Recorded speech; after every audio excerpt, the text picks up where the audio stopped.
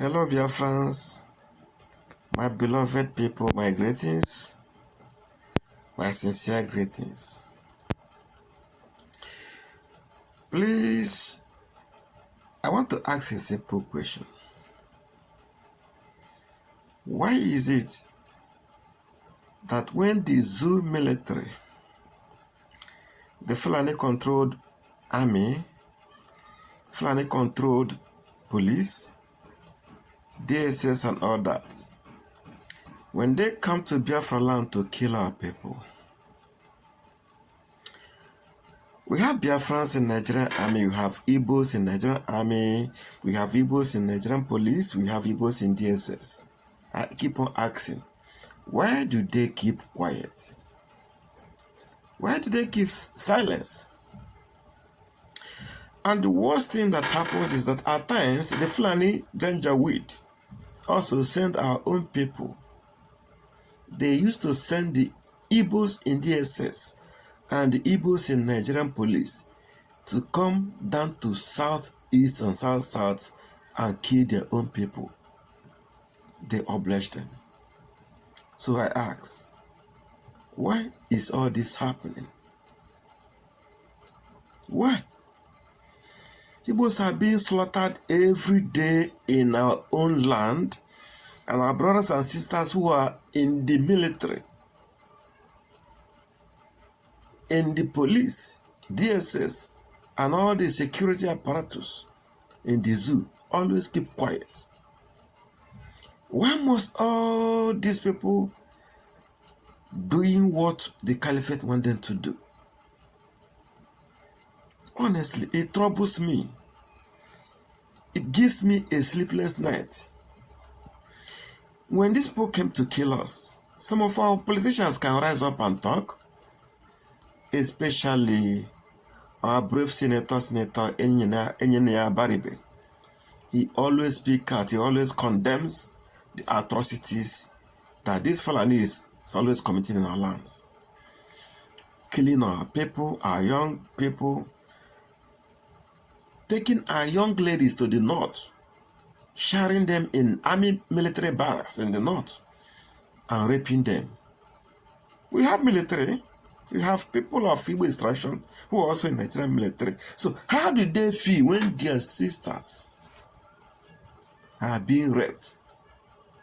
How do you feel? Are you telling me that if I am in Nigerian army, I will keep quiet? I will keep silent? Never. God forbid. Even if I'm Nigerian police or DSS, if I can't do anything, I will resign and join the Eastern Security Network. How can these Fulanis, uncircumcised people, marauders, killers, rappers, bloodsuckers, terrorists in uniform be sent to Biafra land and they will killing our people, killing innocent unarmed civilians? And then you that is a Biafran, you that is an Igbo man, an Ezo man, and a Shakiri man, all the tribes of Biafra land, and you also in the same military, in the same police, in the same DSS, in the same customs, and you keep quiet. You seal their lips. It is too bad. It is too bad. I don't care your numbers. Somebody have said because you are few in numbers. I don't care your numbers. But you're supposed to do something. If you can't do anything, resign and join the Eastern Security Network. Ours is ours. Honestly, it pisses me off.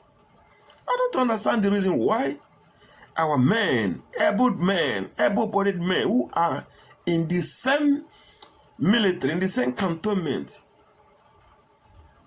we keep quiet.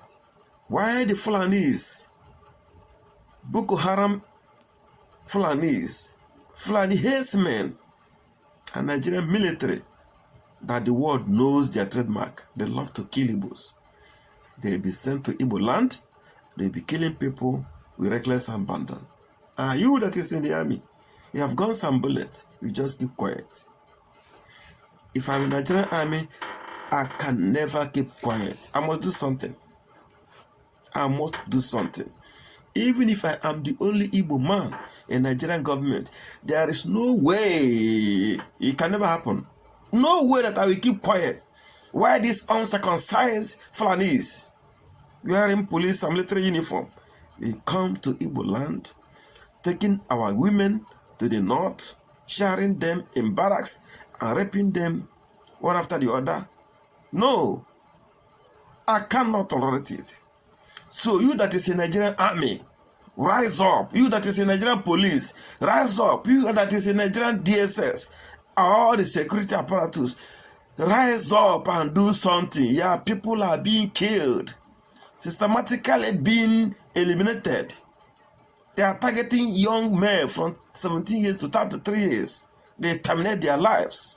Pick a beautiful young women to the north and rape them to pieces. And you feel comfortable. How much are they paying you? What is your salary? After all, Mazi Nnamdi Kanu has promised you guys that if you resign, your salaries will be doubled. And it will last forever until Biafra is restored. So why then do you keep quiet? And start at Akimbo. When these people, your colleagues, come down to the east to commit all these atrocities, how do you feel comfortable?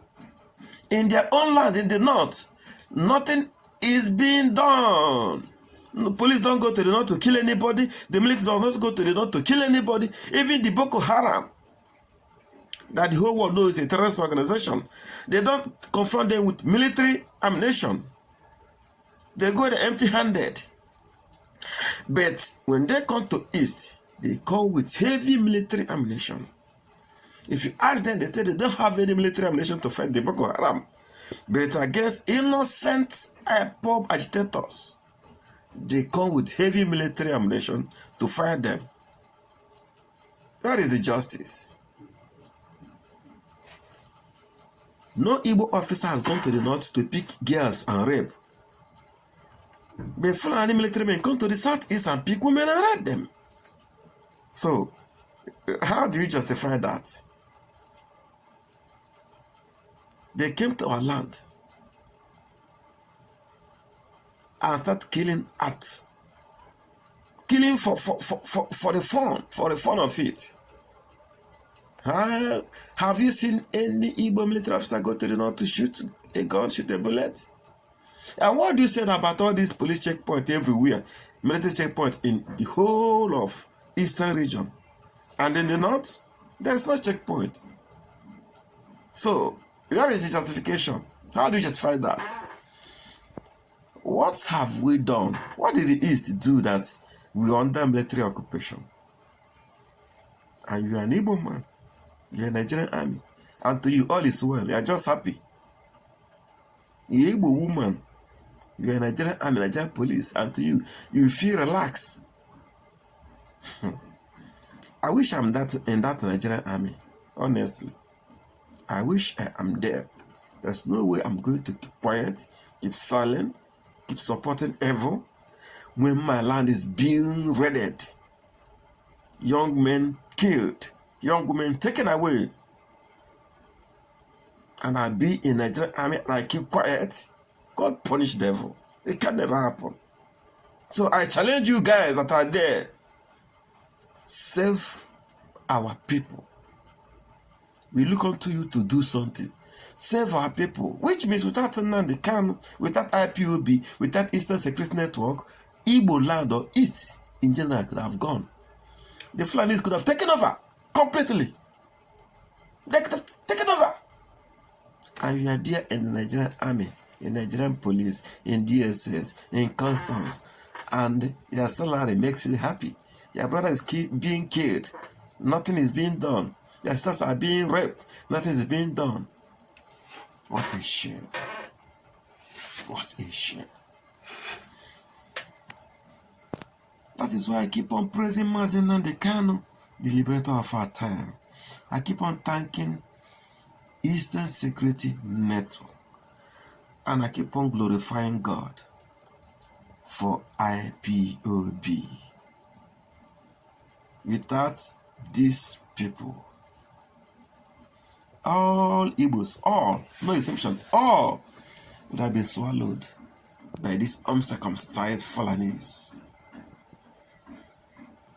God is not happy. God is not happy. But no matter what they do, Biafra is coming. Biafra is already there. Unless you don't have a spiritual eye to see. Look out through the window. You will see Biafra coming. You will see the New Jerusalem coming from the heavens, coming in glory.